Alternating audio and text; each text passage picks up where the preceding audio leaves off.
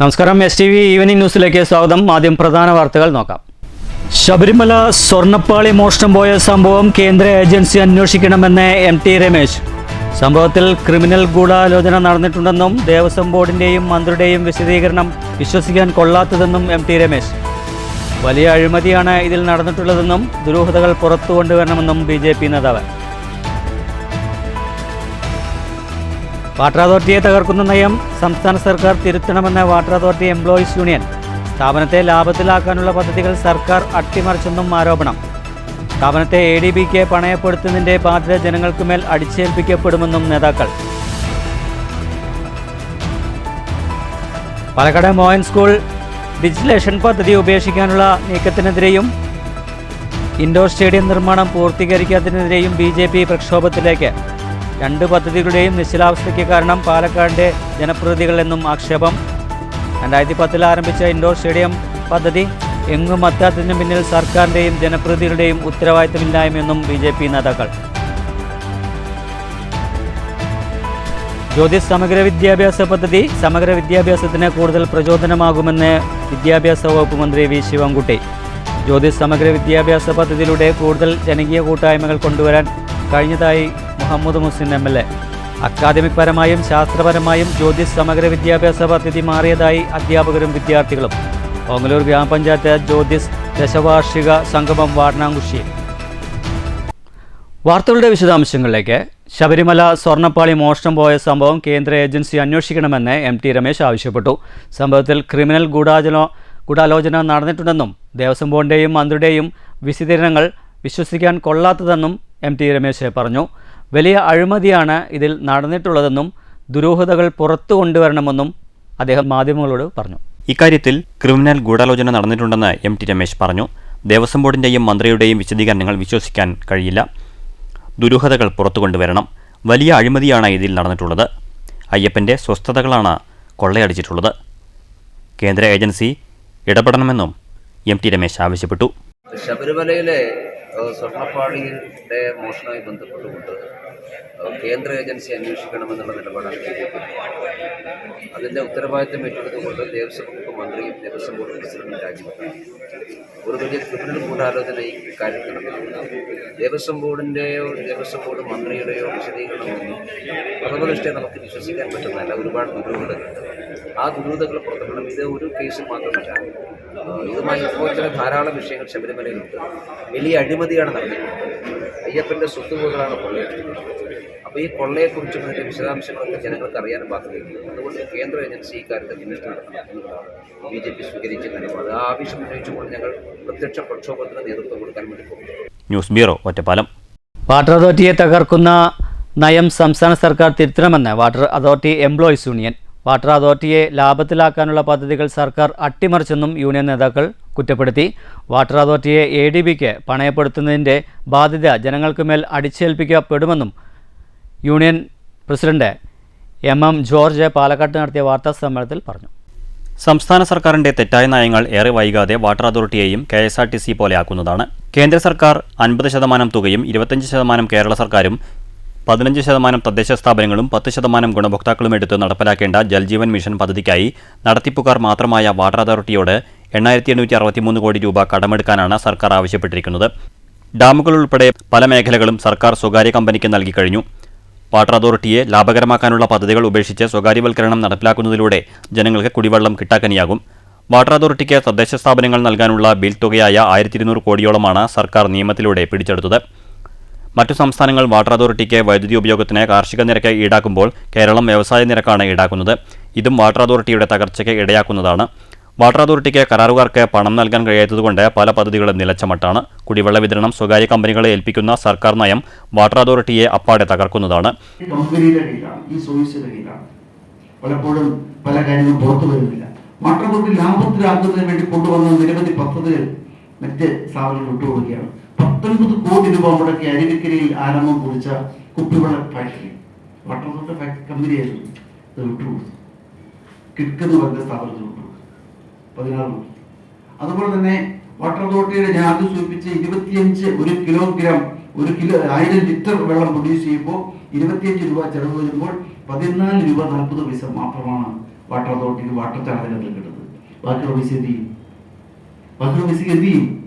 Water authority ബാധ്യതയിൽ ഇത് നാളെ ജനങ്ങളെയാണ് ബാധിക്കാൻ പോകുന്നത്. വാട്ടർ അതോറിറ്റി ലിമിറ്റ് ചെയ്യപ്പെട്ടാൽ, സൈഡ് ലൈൻ ചെയ്യപ്പെട്ടാൽ, ദുർബലപ്പെട്ടാൽ അതിന് ദുരന്തം എന്ന് പറയുന്നത് കേരളത്തിലെ ജനങ്ങൾക്ക് ഇന്ന് ഇന്ത്യയിൽ ഏറ്റവും കുറഞ്ഞ നിരക്കിൽ കുടിവെള്ളം കിട്ടുന്നത് കേരളത്തിലാണ്. ആ കിട്ടുന്ന സാഹചര്യം ഒഴിവാക്കപ്പെടാൻ പോവുകയാണ്. അതില്ലാതാകാൻ പോവുക. അതിന്റെ സൂചനയാണ് ഈ ലോൺ എടുത്ത് ഈ സ്ഥാപനം വലിയ പ്രതിസന്ധിയിലേക്ക് പോകാൻ പോവുകയാണ്. ആ ലോൺ ADB ഉൾപ്പെടെയുള്ളവയിൽ നിന്ന് ലോണെടുത്ത് പദ്ധതികൾ നടപ്പിലാക്കുന്നത് ഇടതു നയത്തിന് തന്നെ വിരുദ്ധമാണ്.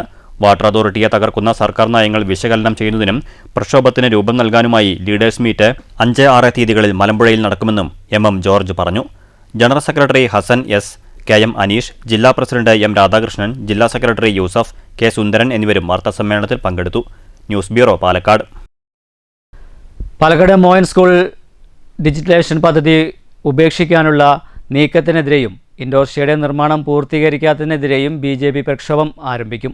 2 പദ്ധതികളുടെയും നിശ്ചലാവസ്ഥയ്ക്ക് കാരണം പാലക്കാടിൻ്റെ ജനപ്രതിനിധികൾ എന്നും ആരോപണം. 2010 ആരംഭിച്ച ഇൻഡോർ സ്റ്റേഡിയം പദ്ധതി എങ്ങും എത്താത്തതിനു പിന്നിൽ സർക്കാരിൻ്റെയും ജനപ്രതിനിധികളുടെയും ഉത്തരവാദിത്തമില്ലായ്മയാണെന്നും പാലക്കാട്ട് വാർത്താ സമ്മേളനത്തിൽ നേതാക്കൾ കുറ്റപ്പെടുത്തി.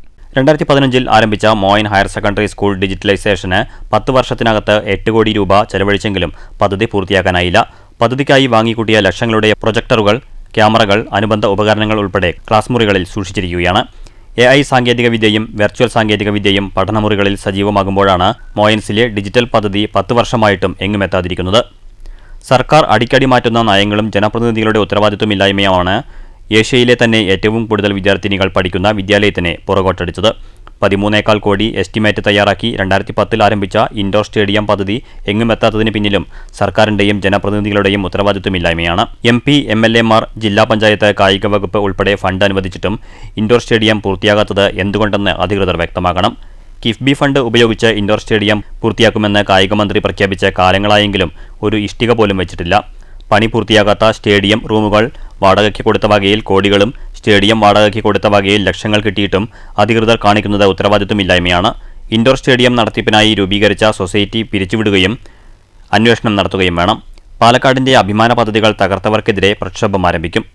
കിഫ്ബി ഫണ്ട് ചെലവഴിക്കാൻ സാധിക്കില്ല എന്ന ഒരു സാങ്കേതികമായിട്ടുള്ള ഒരു പ്രശ്നമാണ്, ഒരു വല്ല തർക്കമാണ് ഈ നിർമ്മാണ പ്രവർത്തനങ്ങൾ തുടക്കം കുറിക്കാനുള്ള ഒരു തടസ്സം നിൽക്കുന്നത്. ഇത് പരിഹരിക്കുവാൻ വേണ്ടി ഈ ഇൻഡോർ സ്റ്റേഡിയം സൊസൈറ്റി പിരിച്ചുവിട്ടുകൊണ്ട് ഇൻഡോർ സ്റ്റേഡിയം പൂർണ്ണമായി സർക്കാർ ഏറ്റെടുക്കണമെന്നാണ് BJP പാലക്കാട് മണ്ഡലം കമ്മിറ്റി ആവശ്യപ്പെടുന്നത്.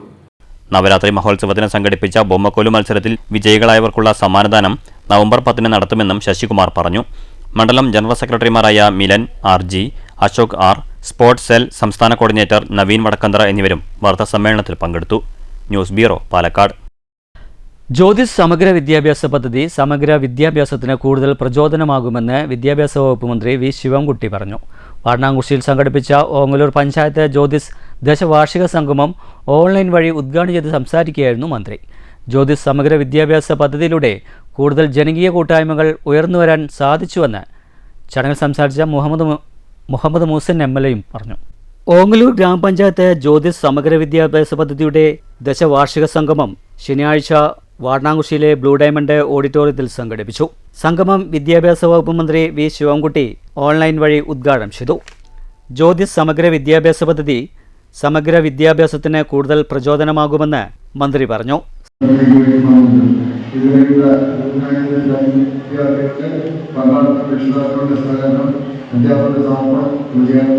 പദ്ധതി വിജയമാക്കി സമഗ്ര വിദ്യാഭ്യാസത്തിനായി ശാസ്ത്രം മുതൽ ചരിത്രം, കായികം, വായന, ഭാഷാ ശൈലികൾ, കലാസൃഷ്ടികളിൽ ഉൾപ്പെടുത്തി നടത്തിയ വൈവിധ്യമാർന്ന പ്രവർത്തനങ്ങൾ കുട്ടികളുടെ ആത്മവിശ്വാസം വളർത്തുകയും സർഗശേഷി വികസിപ്പിക്കുകയും ചെയ്യുന്നു.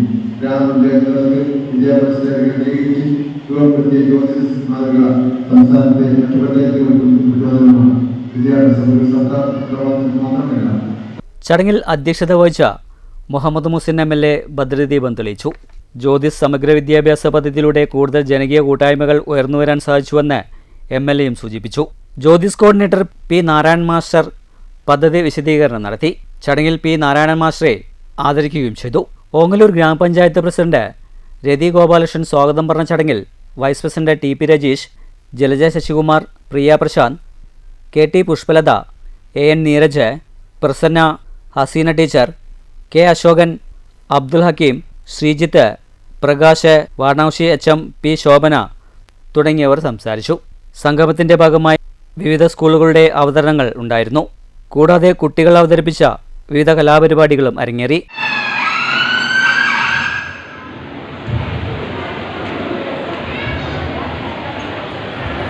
He's my friend. He made it.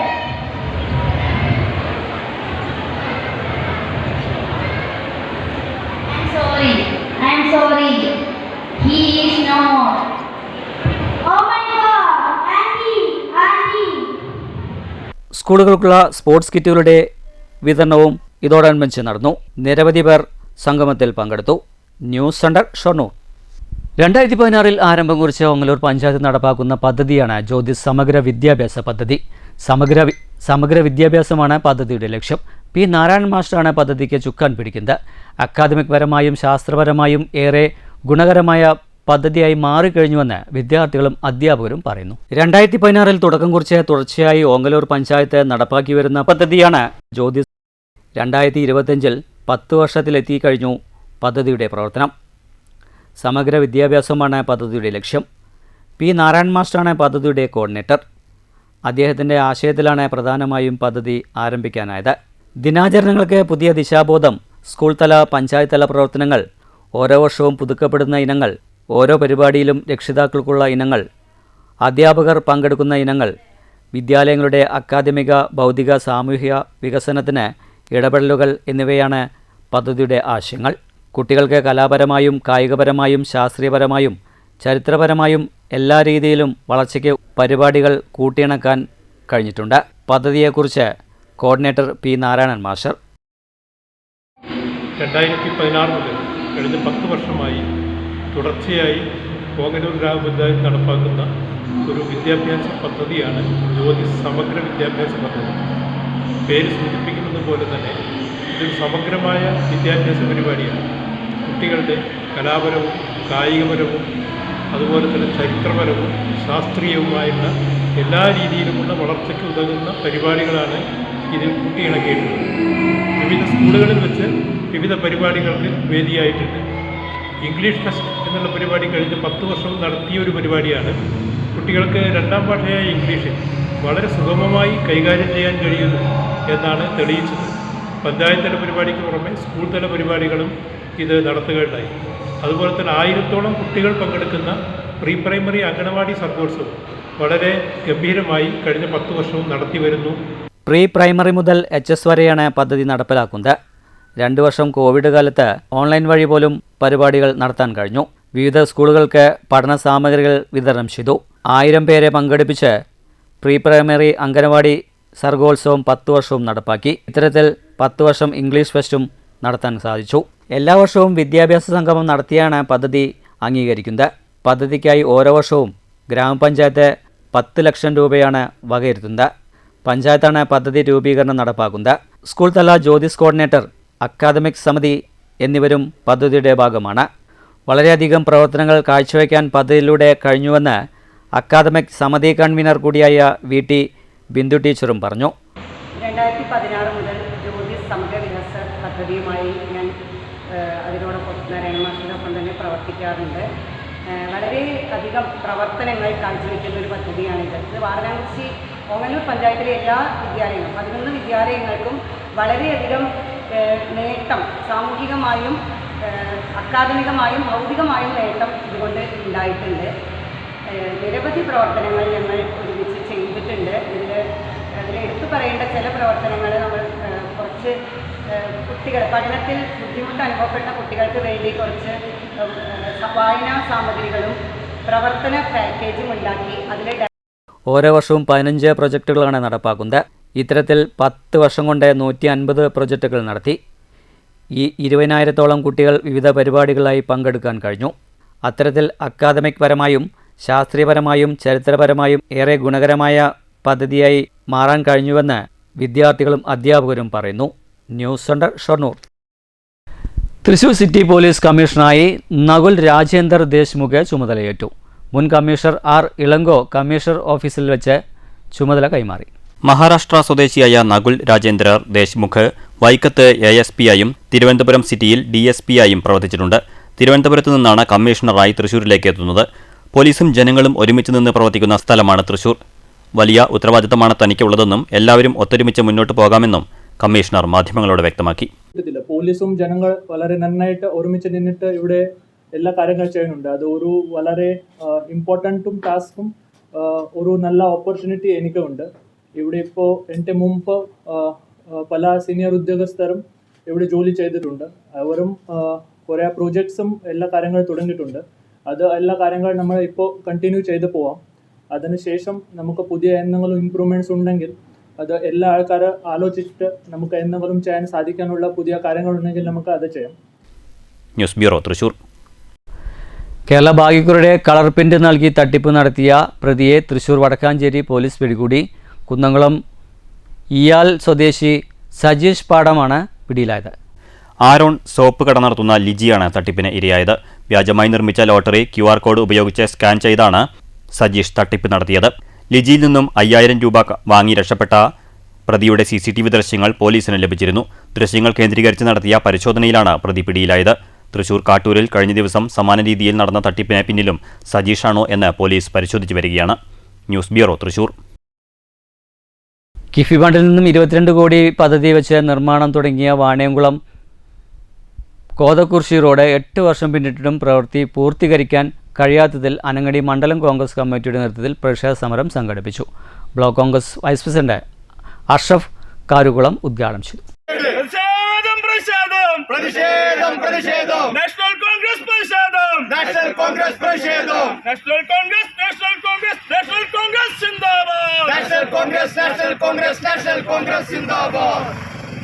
$22 crore പദ്ധതിയിൽ വാണിയംകുളം കോതകുർശി റോഡ് കിഫ്ബി ഫണ്ട് കൊണ്ടാണ് 2018 നവംബറിൽ അന്നത്തെ പൊതുമരാമത്ത് വകുപ്പ് മന്ത്രി G. സുധാകരൻ പ്രവൃത്തികളുടെ ഉദ്ഘാടനം നിർവഹിച്ചത്.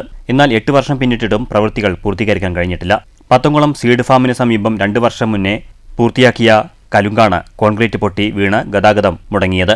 പ്രവൃത്തിയിൽ ഒപ്പിട്ട് അംഗീകാരം കൊടുത്ത ഉദ്യോഗസ്ഥരെയും കരാറുകാരനെയും നിയമത്തിന് മുന്നിൽ കൊണ്ടുവരണമെന്നും അഴിമതി വിജിലൻസിനെ കൊണ്ട് അന്വേഷിക്കണമെന്നും ആവശ്യപ്പെട്ടുകൊണ്ടായിരുന്നു അനങ്ങനടി മണ്ഡലം കോൺഗ്രസ് കമ്മിറ്റിയുടെ നേതൃത്വത്തിൽ പ്രതിഷേധിച്ചത്.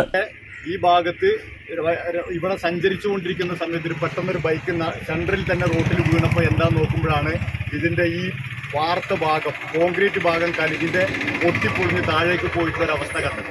അത് പെട്ടെന്ന് തന്നെ അധികാരികളെ അറിയിക്കുകയും അതിൻ്റെ ഭാഗമായിട്ട് ഇന്നലെ രാത്രി തന്നെ കിഫ്ബിയുടെ അധികാരികൾ വന്നുകൊണ്ട് ഇത് പൊളിച്ചു മാറ്റി വർക്ക് ചെയ്യുന്ന രൂപത്തിലേക്ക് കടന്നിട്ടുണ്ട്. പക്ഷേ ഇതിൽ ഞങ്ങൾ ആരോപിക്കുന്നത് 2 വർഷം കൊണ്ട് തീരുന്ന അല്ലെങ്കിൽ 2 വർഷം കൊണ്ട് തകരുന്ന വർക്ക് ഏത് ഉദ്യോഗസ്ഥരാണ് ഇതിന് 10 കോടി രൂപ അവർക്ക് അനുവദിച്ച് നൽകാനുള്ള സർട്ടിഫൈ ചെയ്തു കൊടുത്തത്? ആ ഉദ്യോഗസ്ഥർക്കും ഇതിൻ്റെ നിർമ്മാണ പ്രവൃത്തി നടത്തിയിട്ടുള്ള കോൺട്രാക്ടർക്കും എതിരെ ഒരു വലിയ നിയമ നടപടി തന്നെ ഗവൺമെൻറ് ചെയ്യണമെന്നും അതോടൊപ്പം തന്നെ ഇതൊരു വിജിലൻസ് അന്വേഷണം നടത്തിയിട്ട് ഈ റോഡ് ഇപ്പോഴും 8 കൊല്ലമായിട്ടും വർക്ക് പൂർത്തീകരിക്കാതെ ജനങ്ങളെ കഷ്ടപ്പെടുത്തുന്നതിൻ്റെ കാരണം എന്തെന്നും കണ്ടെത്താൻ വേണ്ടി വിജിലൻസിൻ്റെ ഒരു അന്വേഷണം കൂടി വേണമെന്ന് നാഷണൽ കോൺഗ്രസ് കമ്മിറ്റി അനങ്ങനടി മണ്ഡലം കമ്മിറ്റി ആവശ്യപ്പെടുകയാണ്. Block Congress vice president Ashraf K അധ്യക്ഷത വഹിച്ചു. മുരളീധരൻ, സൽമാൻ നൌഫൽ, അബു സാലിഹ്, രാജു, ചാക്കോ, രാജേഷ് വി, മുഹമ്മദ്, ഷഫീഖ് EP എന്നിവർ നേതൃത്വം നൽകി. News bureau, Ottapalam. ഓങ്ങല്ലൂർ പഞ്ചായത്ത് കേരളോത്സവം ആരംഭിച്ചു. ഫുട്ബോൾ മത്സരത്തോടെയാണ് ആരംഭിച്ചത്. ഈ മാസം 12-ന് കേരളോത്സവം സമാപിക്കും. ഓങ്ങല്ലൂർ പഞ്ചായത്ത് ഗ്രൗണ്ടിൽ നടക്കുന്ന ഫുട്ബോൾ മത്സരത്തോടെയാണ് പഞ്ചായത്ത് കേരളോത്സവത്തിന് തുടക്കമായത്.